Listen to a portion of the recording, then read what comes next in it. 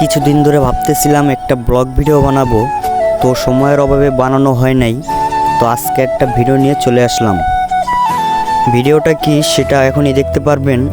আর আপনাদের কাছে আমার একটা অনুরোধ, আমি ইউটিউবে নতুন, আমাকে সবাই একটু সাপোর্ট করেন, কারণ আপনাদের সাপোর্ট ছাড়া তো আর এগিয়ে যেতে পারবো না। তাই আমার একটু আপনাদের সাপোর্ট দরকার। তো ফাইনালি আমার বাসার সামনে আইসা পড়ছি। তো এখন আমি আমড়া গাছে উঠবো। দেখে যতটা সহজ মনে করেন ততটা কিন্তু সহজ নয়।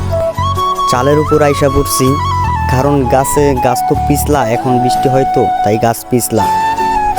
তো চালের উপর উঠা যেই পরিমাণ ভালো লাগতেছে, কারণ বৃষ্টি হয়েছে তো এই কারণে অনেকটা পরিমাণ ভালো লাগতেছে। এটা দেখতে অপূর্ব সুন্দর লাগতেছে। তো দেখেন আমড়া গাছে কীভাবে আমড়া হয়েছে।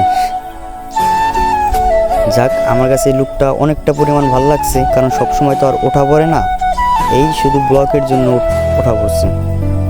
তাহলে দেখেন অনেক বড় বড়, তো তাই শুধু মাথার লগে বাড়ি খায়। যাক, খুব ভালো। তো আমার আমড়া পাড়া শেষ, বেশি একটা পারি নেই, অল্পই পারছি। তো আমি খুশি মনে আমার ফ্রেন্ড সার্কেলদের কাছে চলতেছি।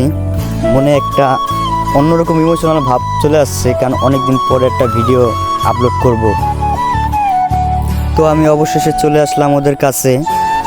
এখানে মানুষজনও বেশি একটা নেই, 2-3 জন আছে আর কি। তো বেশি মানুষ নেই না করাটাই ভালো। তো বেশি কথা না বলাই ভালো। আমি আমার চাচাকে বসায় দিছি আমরা কাটার জন্য। সে হাসি মুখে আমরা কাটতেছে। আমরা কাটার সময় তার নজর আশেপাশে চলে যায়, কারণ দেখে কোনো মানুষজন আছে নাকি। তো এখন আমরা ধোয়ার কাজ চলতেছে, তো বেশি সময় একটা লাগবে না, দেখা যাক কতক্ষণ সময় লাগে। আমরা তো ধৈর্য নিয়ে বসে আছি। তার আমরা কাটার স্টাইল দেখে আমার করে ডর, আবার যদি হাত কেটে ফেলে, কারণ পুরুষ মানুষ তো একটু হাত তেরা থাকবেই। তো এখন আমরা আচার বানানোর কাজ খুব দ্রুতভাবে চলতেছে। তো এই ফাঁকে আমার ফেসটাকে উঠে নিলাম, দেখতেছিলাম কেমন লাগে। তো এখন আমরা আচার বানানোর কাজ পুরোপুরি শেষ। তো এখন আমরা খাওয়া শুরু করে দিছি, দেখতেছি কেমন লাগে। যাক, খুব ভালো হয়েছে খাবারটা।